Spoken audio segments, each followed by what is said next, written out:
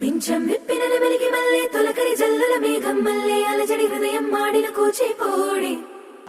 రంగుల దిద్దిన బొమ్మకు మల్లె కవితలు వద్దిన పుస్తక మల్లె సంతోషంలో ముద్దుగా ఈ అమ్మాడి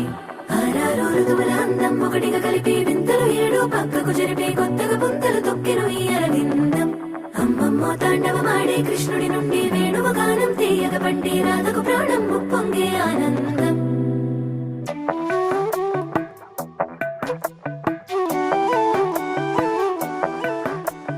మధురము కదా ప్రతొక నడక నీతో కలిసేలా తరగని కథ మనదే కనుక మనసు మురిసినిలా ఉసురేమో